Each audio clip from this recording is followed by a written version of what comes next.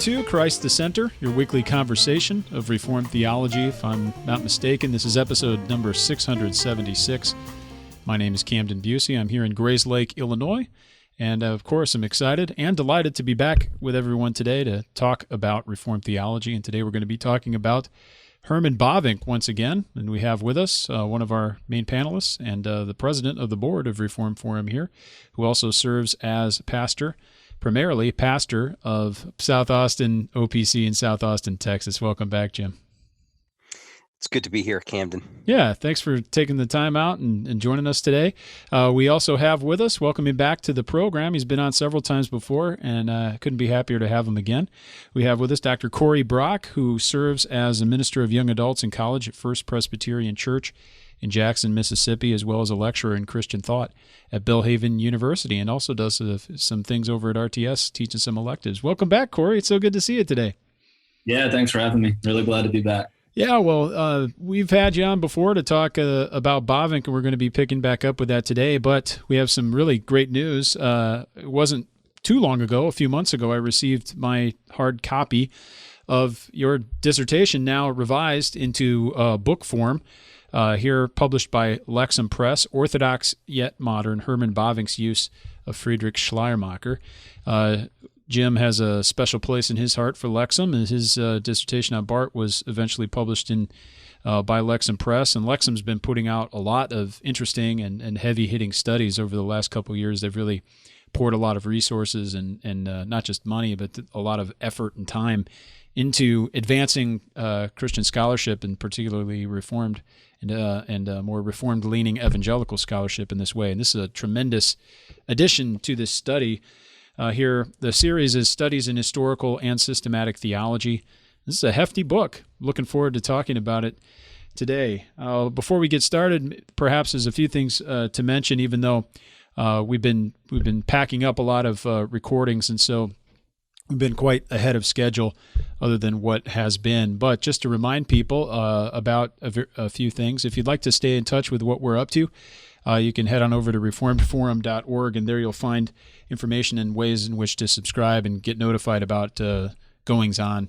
I really want to point people to the email newsletter, and if you haven't subscribed to that, we try to put out just maybe 2 or 3 updates a month about various things that we have going on at Reformed Forum, and one of them is the print newsletter. And if you sign up there, you can also head over to the website at reformedforum.org/newsletter and sign up to get a complimentary copy whenever new issues come out. We're doing 2 of those a year. The second issue came out toward the end of October, and when March comes rolling around again, we will have our 3rd issue, and we hope to expand it. So if you'd like to get on that list and get a free copy in the mail, at least to U.S. addresses, then you can sign up for free online. And even if you're not in the U.S., you could also sign up for the email newsletter, and you'll get a free PDF copy in your email inbox. So that's one thing I wanted to remind people of and let people know, as well as all of the online courses. And if it hasn't been released already, again, we're out of sync here with what are we, diachronic? I don't know what's going on here, but in terms of podcast time, release time, and the time I'm living, it's a little bit different. But we will have the second Van Til course available online, hopefully by the end of the year. So if it's not out there already, we're doing everything we can to get it out there by the end of 2020. So take a look at that. And rolling on into 2021, it's another big year for Bavinck, because if I'm not mistaken, that was the 100th anniversary of his death. And we want to continue to celebrate his life and his scholarship, and looking to do so at least shed some more light on the man, Herman Bavinck, and all the good work that he did. And that's what we're going to be doing today, talking about this book, Orthodox yet Modern. Now, Jim's going to hear this title, and he knows exactly where you got that title. Right, Jim? What was the first thing you thought when you heard the title of Cory's book, Orthodox yet Modern? I thought about McCormick's book. Yeah. And that was intentional, right, Cory? Can you tell us a bit about that, the play on titles here, and the reason for that? Yeah, well, I first noticed it just reading in Karl Barth's scholarship, and saw McCormack's title, Orthodox and Modern, and McCormack has a thesis in that book about Barth and Schleiermacher, and uses the title Orthodox and Modern to relate Barth and Schleiermacher. And I realized while reading it, while doing research into Bavinck, that exactly the reverse was true in some way of Bavinck than what Bruce says of Barth in regards to the Orthodox modern relation. So that's exactly right. I think I even opened this book up with a reference to McCormack's title. So sure, and you revisit that toward the conclusion that's definitely intentional. But it's interesting to think of those two relating, because often we would think of orthodoxy and modernism as being mutually exclusive and contradictory, and that's really what I'd like to begin uncovering these terms. But I suppose even before we get into that big, enormous question, which is really the subject of the entire book, I would like to ask just and revisit a bit of some of the material we spoke with James Eglinton about. If people are watching the video, you can see over my shoulder James's biography, the new critical biography of Herman Bavinck, which is tremendous. But also in Dr. Eglinton's previous work, Trinity as Organism, he's addressing what has been called the two Bavinck hypothesis. Cory, would you be willing to revisit that subject as we set the stage here for your conversation? And I think it helps people understand a bit of the state of recent Bavinckian scholarship and perhaps a different and better way to look at it. Yeah, sure. So the idea is that previous Bavinck readers, previous Bavinck scholars, particularly in the Netherlands and then in North America in the middle of the 20th century, started talking about there being two Bavincks. And the two Bavincks is a reference to opening up Bavinck's corpus and finding places in his corpus that read in a quite confessionally unsurprising Reformed Orthodox way, his particular adherence to the three forms of unity as it would be normal in his Dutch confessional context, in a secessionist church environment, a free church environment in the 19th century, educated in a pastor's household his whole life. His adherence to Reformed scholastic theology in many ways that we would expect. And then at the same time, people noticed in his corpus a relationship to modern theology and philosophy in a surprising way. And it's important to say that the term modern in this conversation refers to post-Kantian philosophy, particularly epistemology, post-French Revolution politics, so a modern theology in a post-industrialized social context, post-1848 in the spring of nations across the European continent. The idea comes out of not only his corpus having these almost Wellhausian, as Brian Mattson puts it, way of reading a modern Orthodox Bavinck, depending on what text you're in, but also his life. And there have been prior understandings of his biography that have suggested a much more radical dualism in Bavinck's life, in Bavinck's heart, between the world he grew up in and the scholarly elite world he wanted to be a part of. And that's been read back into the texts, and it's quite frankly been read a little bit too much into his biography, I think, as well. And James has obviously exposed some of that in his own work. But it's developed into a culture, a scholarly culture that wanted to pinpoint Bavinck in different parts of his life as either mostly modern, mostly Orthodox. So that's the background, and therefore two Bavincks. Sure. In dualism. So when we're addressing this question of Orthodox yet modern, I guess there's two questions at stake.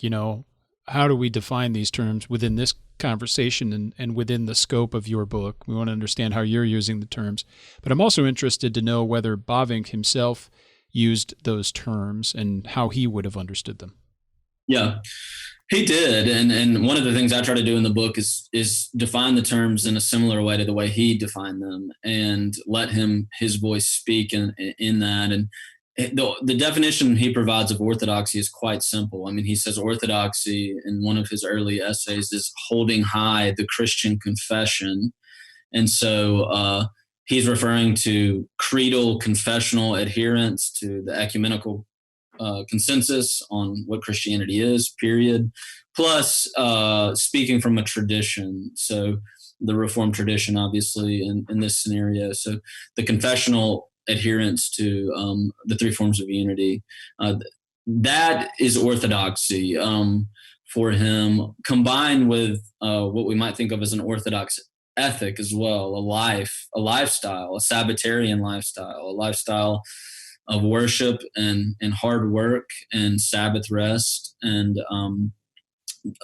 upholding the Ten Commandments in the New Covenant era. And I think there's Orthodox doctrine and Orthodox lifestyle that flows from that doctrine. The modern, in this context, as I mentioned before, and here my book mainly discusses theological modernity and philosophical modernity rather than cultural modernity or political modernity. I touch on those, but this discussion about Schleiermacher, obviously, in the background of Immanuel Kant, is about theological and philosophical modernity, is really about a modernity in which thinking and knowing have been separated to the point that faith is relegated to the realm of thinking and not knowledge. So Bavinck lives in a 19th century environment where dogmatics is being pushed out of the university, or theology, serious theology, as the knowledge of God is being pushed out of the university, because after Immanuel Kant, God cannot be an object of knowledge. And so really that is what I would think of as the primary ground of theological modernity. It gives rise to all sorts of theological modernities, but it's relegating the possibility of faith in God outside the domain of knowing. That's probably the key thing, I would say. Sure. No, it's really useful.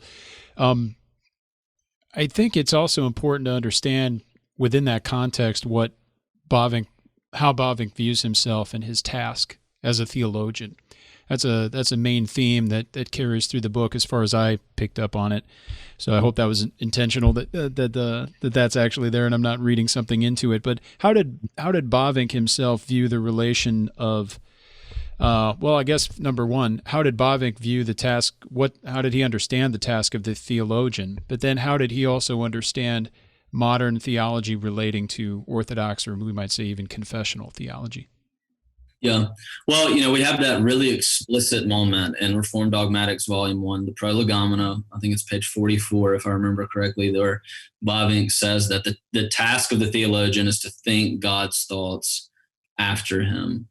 And so therein, as you guys are very familiar with and have expertise in, he discusses his role as theologian within the domain of the archetypal, ectypal distinction of knowing God as God has revealed himself. So the task of the theologian is to think God's thoughts after him as God has revealed himself in his general and special revelation, climaxing in Christ, of course. But, that's the broadest dogmatic task, if you will. But more specifically, I think one of the things you're getting at is in the question is that Bavinck opens up that volume, Reformed Dogmatics, Volume 1, the Prolegomena, with an original foreword, a foreword that was not published with the English translation of Reformed Dogmatics, Volume 1, where he understands his task and assigns two particular words to that task. He says that what I am doing really is being Reformed and Catholic. Catholic being the principal term in his work in the Reformed Dogmatics. And when he says that, he's thinking of pushing away the idea of merely repristinating dogmatics of previous centuries while at the same time being grounded in the ancient truths of Christianity. So he talks about desiring to seek the truth wherever it can be found, that God is the God who speaks truth, that God has revealed all that is true, and that we as dogmaticians, as theologians, and as philosophers are here to seek the truth wherever it can be found in a way that is fresh for the present day context. So what he wants to do is be completely grounded in the work of surveying the truth as it's been presented by the Holy Spirit in Revelation throughout the centuries, to hold fast to what is ancient, as he puts it, but to not do so at the expense of the today. So he wants to be a theologian of today, to speak to the people today, in their lives today. And when it comes to high-level dogmatics, you see him doing that specifically in the wonderful works of God, speaking very clearly to his present day context, to the people that are in the pew and just doing normal life. But in the dogmatics, you see him speaking to today by engaging with the philosophical milieu of his time. And he believes that that's extremely important task for a dogmatician, for a theologian, to know the philosophy, to know the questions of the day, to even speak the grammar of today, to filter at least partially some of the dogmatic truths of old into the grammar of the contemporary context, so that you can help the contemporary context understand how Christian theology satisfies, justifies, answers the questions that they're asking. No, that exactly, I think, hits on another aspect of your title. And if we want to parse the main title, Orthodox yet modern, your choice of conjunction there is extremely significant. And when you start to think of other words we could put in there, Orthodox or modern, I think is what most people would anticipate. Right. Not from Bavinck, but I'm just saying if you're thinking of those two terms, they want to fit. Or Orthodox and modern might be another option, but you use Orthodox yet modern. How does that fit in precisely with Bavinck's own understanding? Well, even, and you said maybe not with Bavinck, but even with Bavinck, we would at first glance think it should be Orthodox or modern, right? And when we at least look at a biography of a man who's a confessional free church pastor and theologian, trying to maintain, what we would think of as largely theological conservatism in a rapidly secularizing country at the time, that's exactly, what we would go to. That's for one reason why we've upheld a two Bavinck's thesis, right? Is because we expect that the Orthodox yet or and doesn't make sense.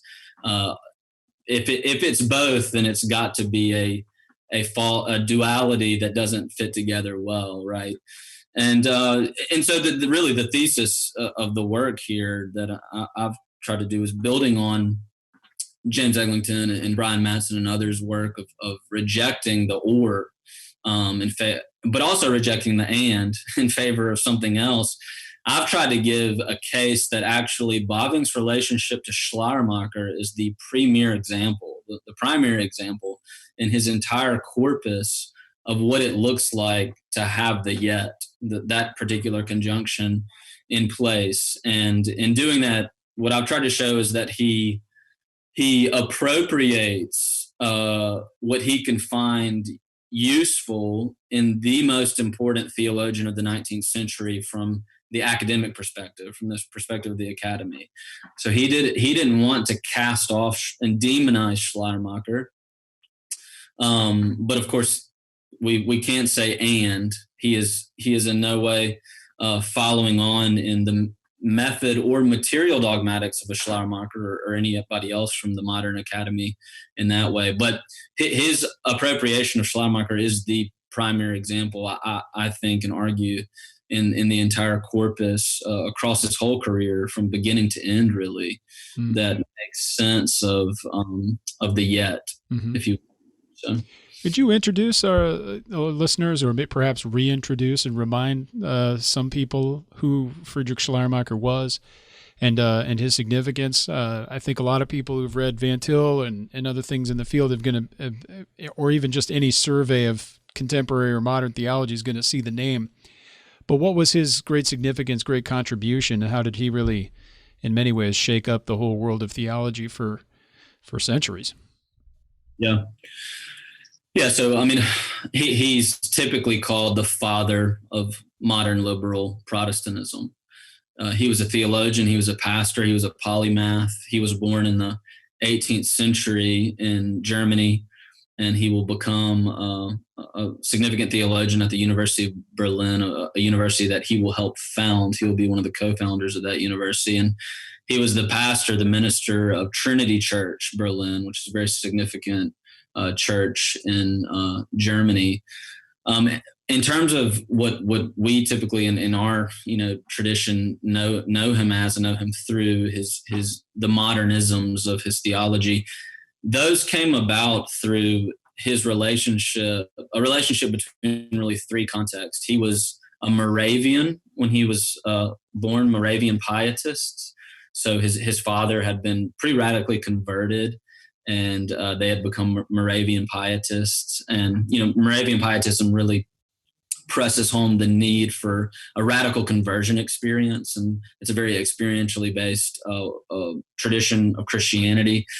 And he was raised in that context. He goes to school in that context, and then when he becomes a teenager, like often is the case, he gets caught at his school reading Immanuel Kant, and like every teenager struggles with, right? Exactly.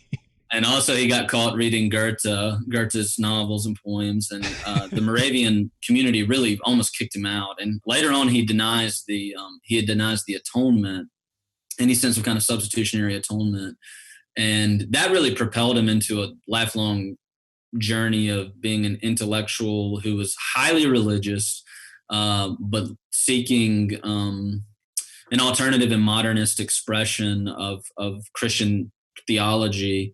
He will mature. He will grow up. Those are early things that he did. But basically what he's known for is he'll write in 1799, after being a student in Halle, in the University of Halle in Germany. He'll write a work in Berlin called On Religion, Speeches to the Culture Despisers. And that work comes out of his time a little bit later as a young adult in this romantic circle in Berlin. He was a son of German romanticism that really prized individuality. Individuality was maximized, and freedom was maximized. Imagination over reason was really the prize of German romanticism. They were pushing back against Enlightenment rationalisms. And out of that, him being still a religious person and confessing Christianity to a degree, he came up with this idea essentially that it's a universal experience that every person has, that we intuitively, or in this domain that he calls feeling, have some possession, not really possession, but awareness, intuition of the infinite in the midst of our finiteness. And that is what he says is religion, this sense, this intuition, this feeling of our being a part of the infinite, although as finite beings. And he'll go on to then couch that in much more Christian terminology later in his life when he writes The Christian Faith, his dogmatic work that becomes the principal text of modern theological liberalism, if you will, in the 19th century Protestant liberalism. And in it, he will say something very similar. He'll say that the way to ground dogmatics and the possibility of theology is to do first anthropology or ethics, to go out, really sociology, to go out and understand that there are all these communities of people who have this religious consciousness. And that religious consciousness, from philosophy, we learn from ethical philosophy, from metaphysics and ontology, if you will, is this feeling of absolute dependence on a holy other, capital O. One that is beyond the finite, in whom we all totally depend upon. We have relative dependence with with each other, with trees and with air and oxygen, and even relative dependence with our own selves. But when we feel that relative dependence, we come to ascertain, apprehend, feel, not know, but feel, intuit, a holy other upon which we must depend fully. This is the religious consciousness. Sometimes in history, that religious consciousness gets related to Jesus Christ of Nazareth, and then you have a Christian church. Okay, so he grounds the dogmatic theological enterprise in first a philosophy of consciousness expressed in a community of religious consciousness that is awakened by the history of Jesus Christ. And in that, you have the Christian consciousness developing in a community. And then from there, you can start asking questions like, what must God be like on the basis of this collective consciousness we have of God through the lens of the history of Jesus Christ? And that's the groundwork of dogmatics. So that becomes the source norm, the consciousness, the collective communal consciousness becomes the norm for theologizing. With that idea, he revolutionized theology of the 19th century. Everybody reacted to it, started to find themselves against it, or develop from it. It created a tradition called mediation theology in Germany and the Netherlands. And Bavinck, very explicitly says, after Schleiermacher, he has all theology, Bavinck writes, this is the direct quote, all theology is dependent upon Schleiermacher, mediating liberal or confessional, because everybody's dealing with it, everybody's interacting with it, everybody's responding to it. It was really that quote from Bavinck that first popped out at me when I was reading through dogmatics, even at RTS when I was a student, that I thought, well, what exactly do you mean by that, and how has that impacted you, as a theologian when you say something like that? So tremendous. As we've been exegeting the title of your book some, and actually this is kind of helpful, right? Because it kind of gives a lead into discussion. I think the word I'm captivated, I guess, by the word actually use within the title, the subtitle of your book, and you're sort of hinting at that. We're heading there, I think. But tell us then. My question is this: how does then Bavinck use Schleiermacher? Maybe even a more provocative question would be, how does Bavinck not use Schleiermacher? Yeah, well, the original term I had in that slide was appropriation. Herman Bavinck's appropriation. I think Lexham felt like use would be a more readable, acceptable, accessible subtitle than appropriation. Ingest. Yeah. Swallow. Yeah. So how does he not use Schleiermacher? Let's start with that one. Well, he does not use Schleiermacher in almost every way. So that's one of the things I try to make clear, is that what you have to be. It's in answering that question that we have to be quite nuanced about the whole point of this book. My book is not saying that Bavinck is a Schleiermacher student, if you will, in the way that he appropriates Schleiermacher in some really significant way that shapes the whole of Bavinck's theology. Bavinck wholly rejects Schleiermacher's theological method. He thinks that Schleiermacher has fundamentally rejected the creator-creature distinction, is one of his most fundamental critiques of Schleiermacher. He thinks that Schleiermacher's method fails to understand that the principia of theology are themselves theological doctrines. Right? That's one of the big things that he thinks Schleiermacher fails to get. And so he wholly rejects the method and so much of the material dogmatics of Schleiermacher, the actual content of the Christian faith, the positive statements about God and things. He disagrees with Schleiermacher on so much of that. Really, it's more Schleiermacher's religious, his philosophy that's wedded to religion, to faith, is what he uses is what he appropriates. And that's what you find at the very beginning of Schleiermacher's book, The Christian Faith, propositions 3 to 5. That's right where Bavinck camps out. And he camps out there for so much of his career. He comes back to it over and over again. And it's really Bavinck's use of the idea that religion, piety, is the feeling of absolute dependence on God. This is Schleiermacher's premier, most important idea that he's most widely known for. And Bavinck understands that to be a way of speaking to modernity using the same concepts that Calvin and Augustine had already pointed out, particularly Calvin at the beginning of the Institutes, that the knowledge of God begins with knowing God in the self and the self and God.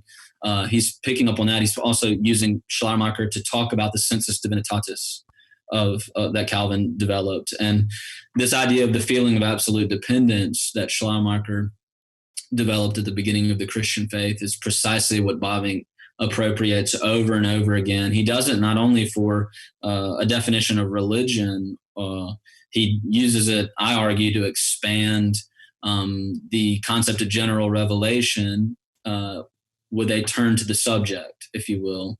And I can talk more about that if you guys like. But the other area he uses it very significantly is in his own epistemology. So he uses Schleiermacher to help us understand how there is a unity, an organic unity between subject and object in our activity of knowing. He uses the feeling of absolute dependence to give a ground for epistemic certainty, if you will. So those are several of the significant ways. Yeah, that's interesting. The turn to the subject. Talk a little bit more about that. I mean, that's characteristic of the modern period, right? I mean, arguably beginning with Descartes and then moving from there, developing, not as if there was no role for the subjective in Reformed theology prior to that, but Bavinck is doing something distinctive here, isn't he?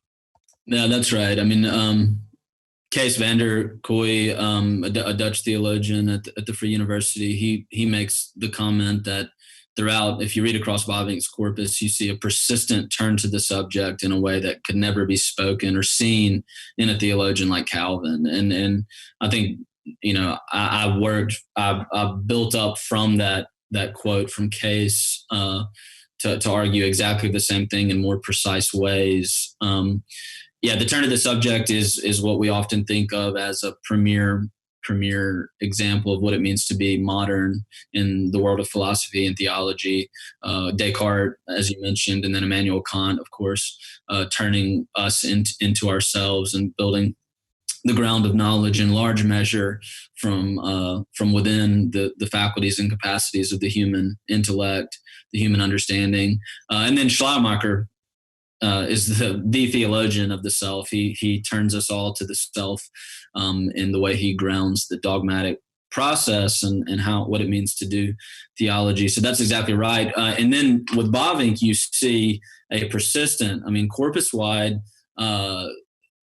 turn to the self, and in that Bavinck talks about the soul and the self and the spirit of humanity consistently. In every theological loci that you might open the Reformed Dogmatics, you're going to see him talk about what that means for the human subject in unique ways and in fresh ways. So there's just this broad turn to the subject across all of his corpus that is reflective of the milieu, reflective of the philosophies that he was reading at the time. But he again does that in a way that never pushes against the confessional doctrines that he adheres to. And so one of the ways, for example, that I try to argue for that I think is a little bit fresh and unique in terms of studying Bavinck as a theologian and some of his constructive ideas is the suggestion that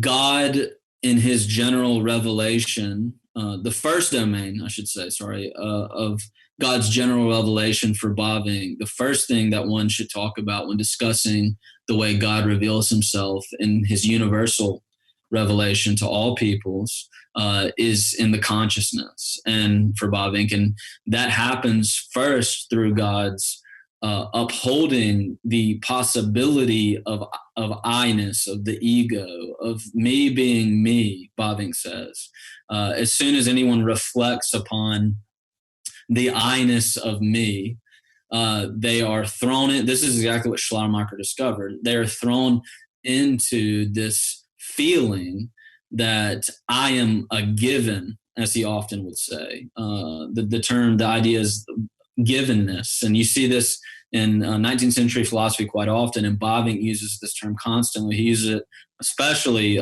persistently throughout the philosophy of revelation in 1908. But he talks about the givenness of the self.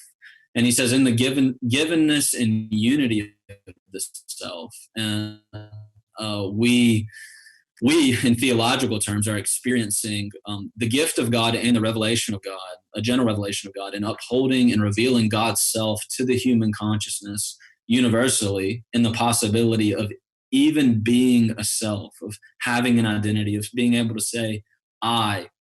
Bavinck thinks that we should see in that an aspect of God's general revelation. The Holy Spirit is not far from every one of us, and it's in him we live and move and have our being. And this is part of what Calvin, for Bavinck, in a very modern way of saying it, is part of Calvin's idea of the common operation of the Spirit.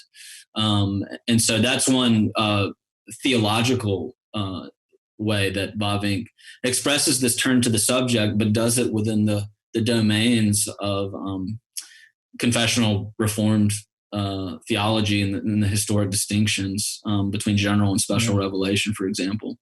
I suppose if for folks who've only read Reformed theology, I'm imagining many of our listeners have read Bavinck, Calvin, more than vaguely familiar. They're probably pretty familiar with these theologians.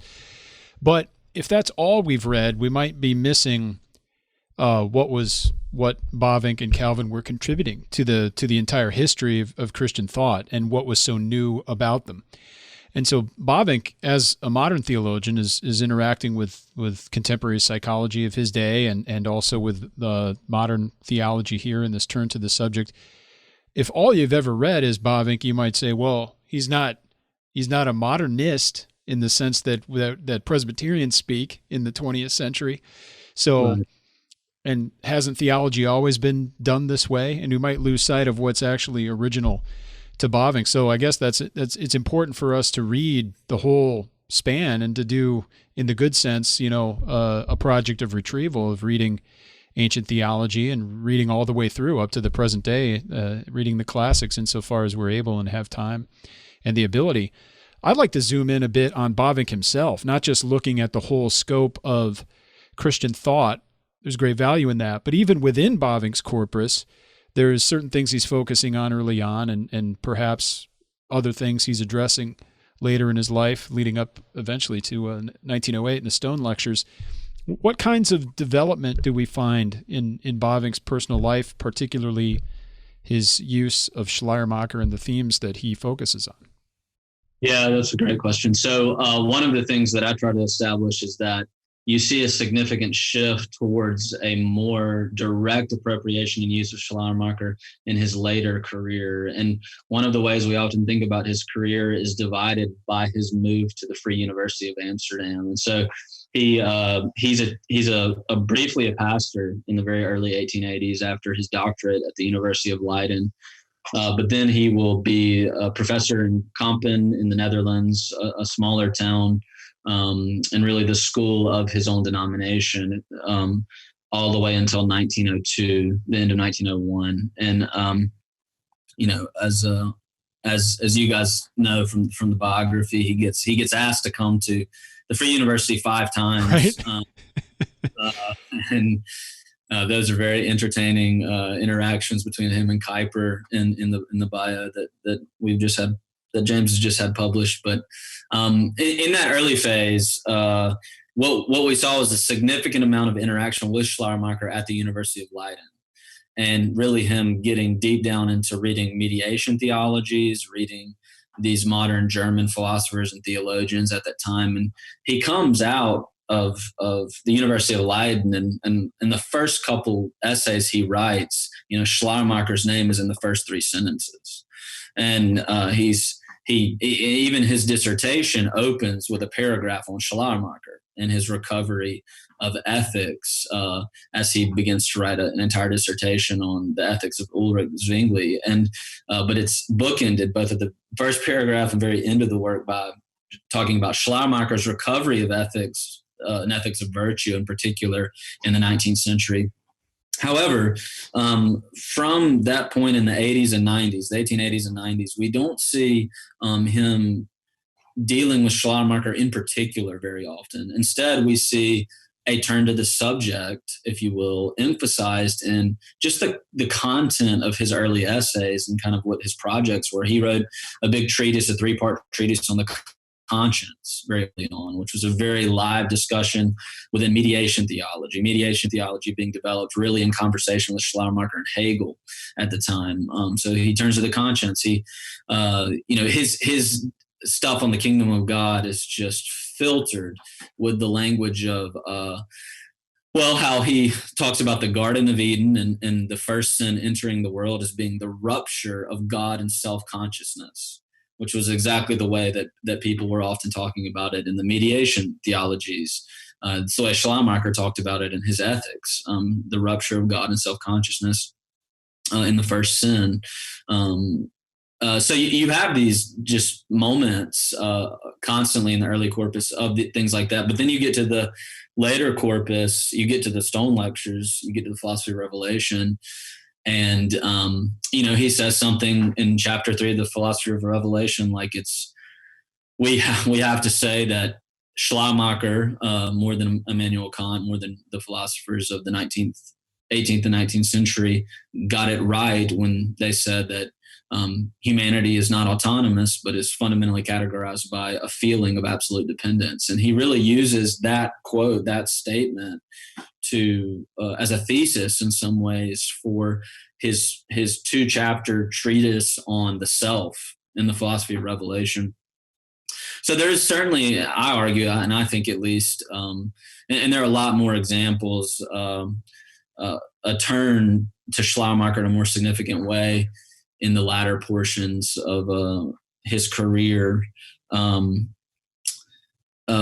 We see a couple, maybe one other thing that I could mention is just, for example, in the Philosophy of Revelation. I mean, one of the reasons that Grace Sutanto and I tried to republish the Philosophy of Revelation was just because there were places in the original English translation that had not been, there were items that had not been included. So just 2 or 3 sentences here and there at times that were just not present from the Dutch edition. Funny enough, a lot of them were about Bavinck's critiques of Methodism. I'm not sure why those particular sentences didn't make the cut, but there's a Methodist deep state, Cory. This is this is a reason. Apparently, Gerhardus Voss had a secret. He married a Methodist. His wife was a former Methodist. My wife is a former Methodist too, which is why I remember this.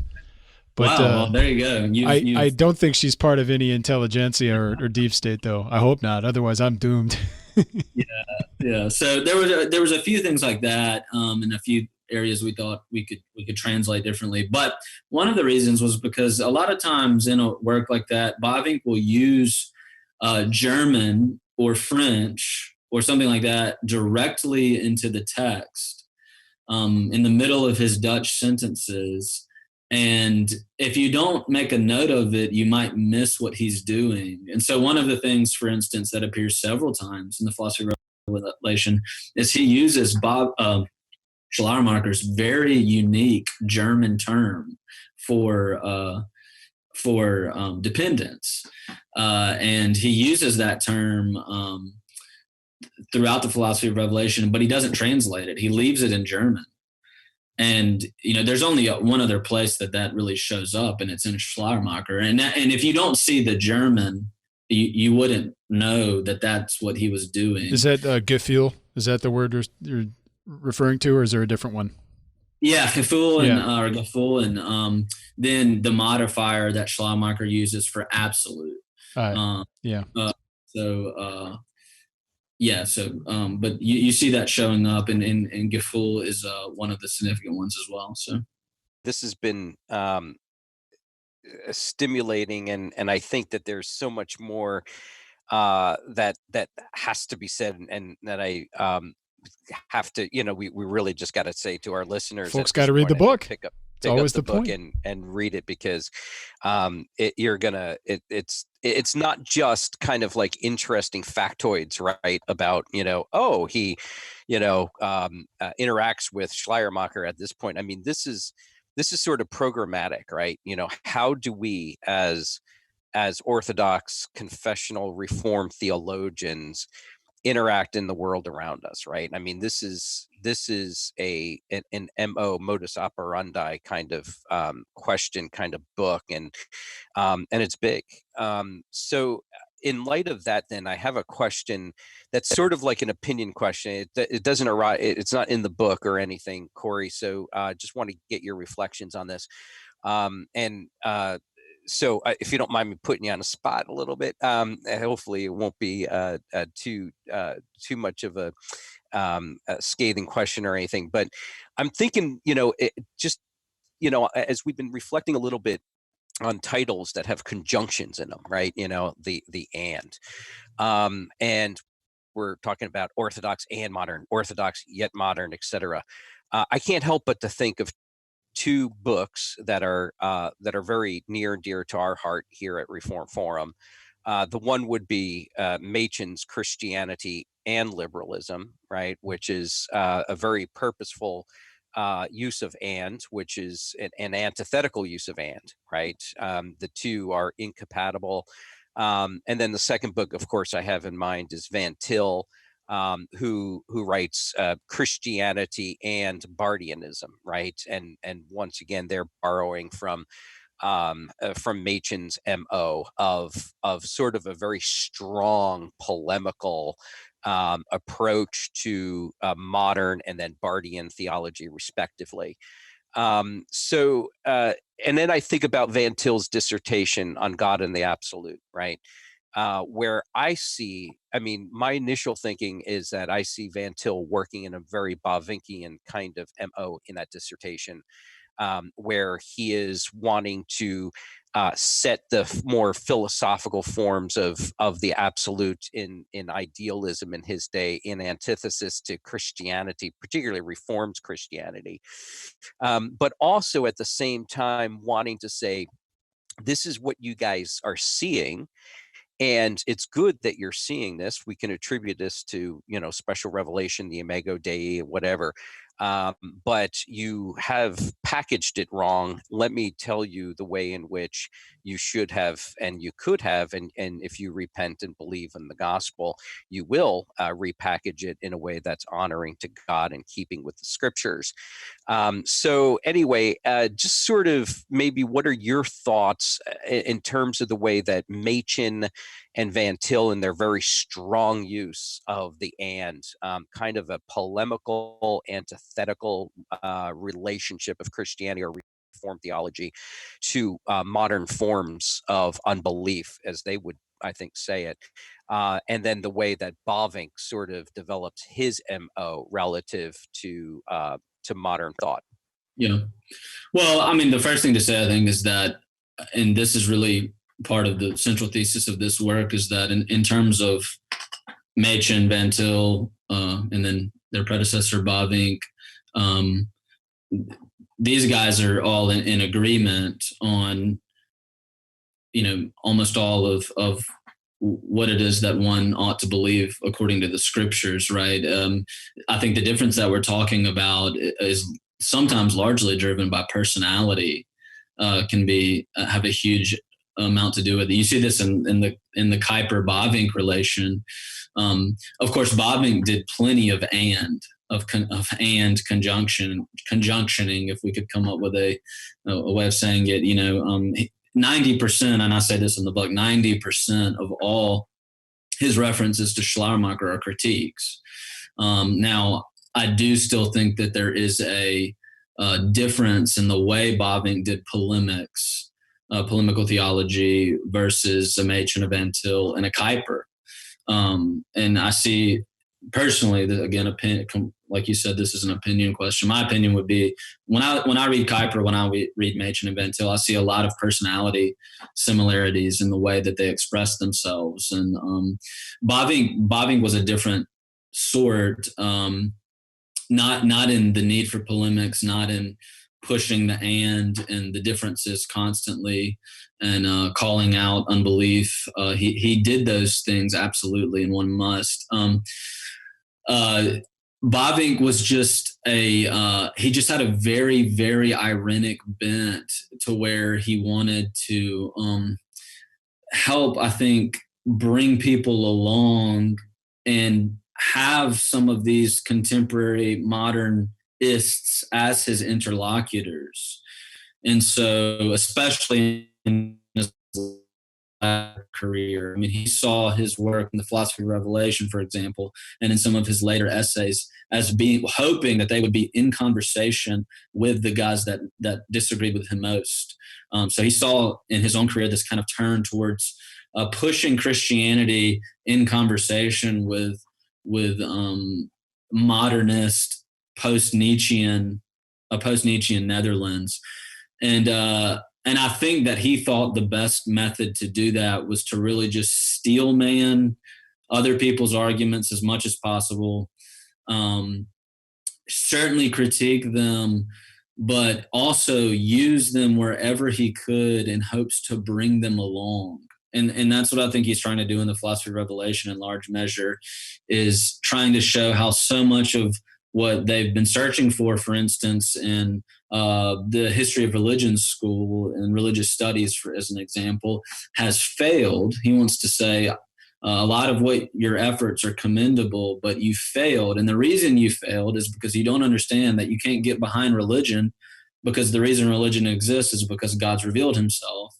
But he tried to do it in such a way that wasn't as didn't push the and as much in a lot of the text. And I think that was for the sake of almost an apologetic evangelistic type effort at times. He was also a national figure in the Netherlands in his late career. And so he was being read. I mean, his works were showing up in reviews in the primary national newspaper out of Amsterdam that everybody was going to read. And they were being reviewed and interacted with by the chairs of all the major universities. And so there was I think there's something in that. I mean, of course, we can say the same thing about Kuyper, who always needed an opponent. Kuyper's theology really develops as a theology of opposition. I mean, he needs to have somebody that he's defining himself against. That's kind of oftentimes the way we see his theology developing. Bavinck did that, to be sure.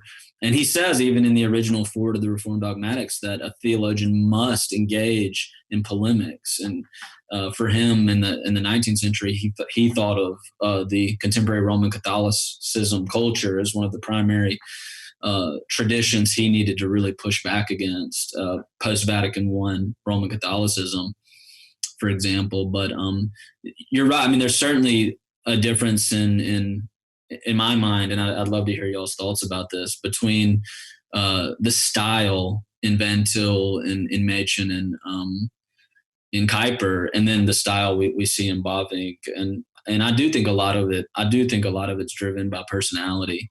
But I wonder, that's a great answer, Cory. Oh man, I mean, you just opened up a wonderful. Oh man, we could go forever now. But it just a quick comment maybe, and then back to you to just see what your thoughts are. But I think that there's also a contextual difference, and despite the the Dutchness of Van Til, right, and his background and closeness to Bavinck in that regard. It seems to me that when Machen and Van Til, well, let's talk about Machen, because maybe that's the most easy or more comparable figure. When Machen is fighting liberalism in his day, I mean, he's a marginalized figure. I mean, okay, yeah, he's got radio addresses, and so he has sort of an outlet. He gets mentioned in the newspapers, but usually with a good deal of scorn, right? So he's a bit of a marginalized figure. It seems to me that you can't quite line up, I don't think, perfectly the OPC, let's say Machen's OPC, and then the seceders, right?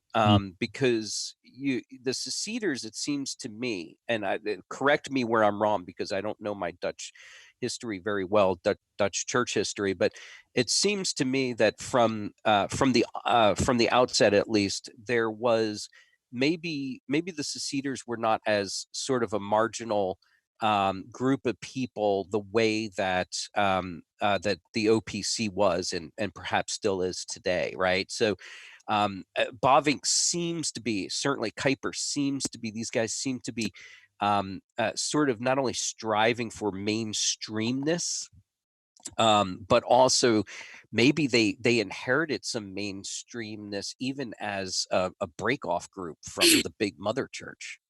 I don't know. What are your thoughts? I think that's a very good point. I think, I mean, of course, we're talking about an Abraham Kuyper that's the prime minister of the Netherlands in 1901 to 1905. Yeah. Machen, was never going to probably be president. So I wrote him in. What is it? This is not going to work. I think what you said is especially true post 1848. Between 1834 and 1848, in the secessionist church, there was a lot of marginalization and suffering at the expense of the established monarchical religion church at the time. It's similar to the Free Church of Scotland and the Church of Scotland in the 19th century as well. And just, the Free Church, like the secession church, lost manses, they lost buildings, they et cetera. But when we get to the latter career of Bavinck and Kuyper, I think that's absolutely right, and I think that contextual difference is enormous. So that's helpful. Yeah, I think that's a great point. By virtue of Machen being an American, right? I mean, and the context being America, where you don't have an established church, versus the dynamics of what it means in both Scotland and the Netherlands, where you have break-off groups from the national church. I mean, it's just different. It's just different. And the Netherlands is so small geographically, and that's a huge factor in all this. It's geographically, it's not the size of even a small portion of the United States. And so, yeah, you're right. It's very different contextually. There's probably some layers here to discover, or at least explore, for future scholars, particularly between the relationship of Bavinck to Vos. And we know how close their families were, and Bavinck and Vos were very close friends, platonic soulmates perhaps for a time.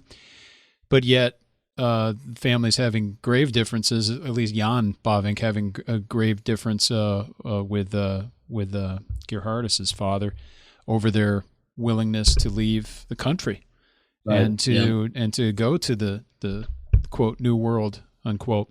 So there's layers there as well, perhaps, to discuss, and that'd be an interesting historical ecclesiological study on and cultural, on how these church commitments, ecclesiastical commitments, overlap with perhaps cultural or political or sociological proclivities, affect, whatever, in terms of desiring to be either splinter groups, separatists, or desiring to be kind of recover the mainstream or fight for that middle. Who knows?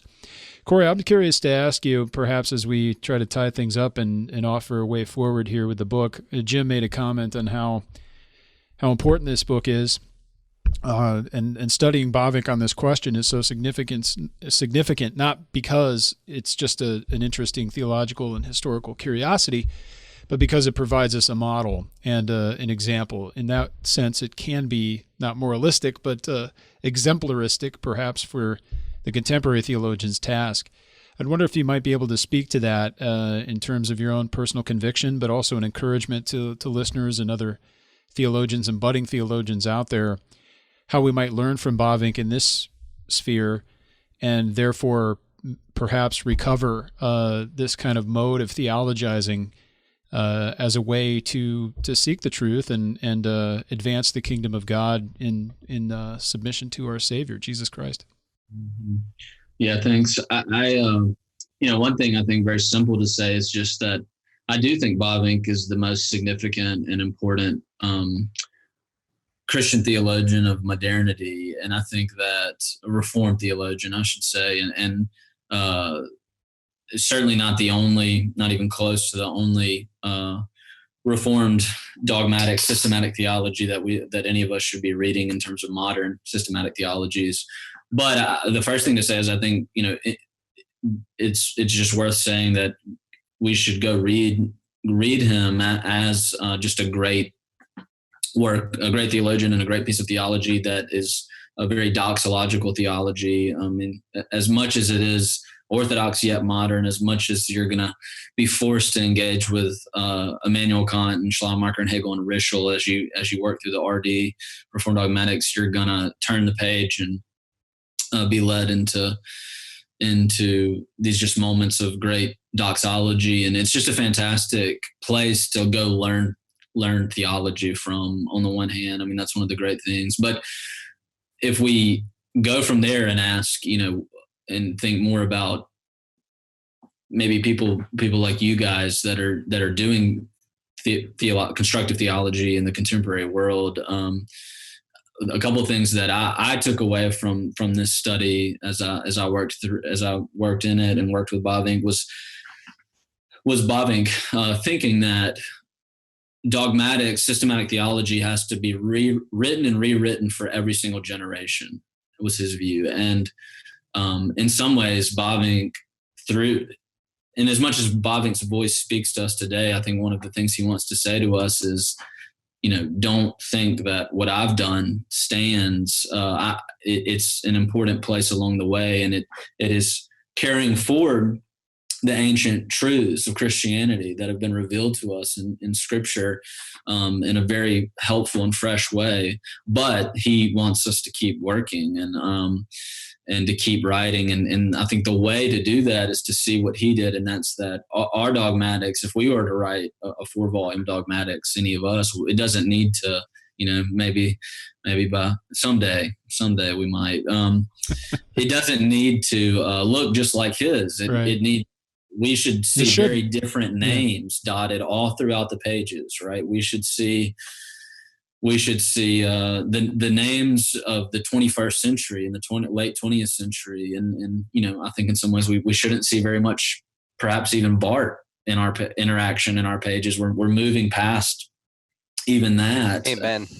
Amen. Right. And that the 21st century will need to have a fresh presentation in each language of dogmatics that interacts with the most important thinkers of the day and is asking the questions of the people.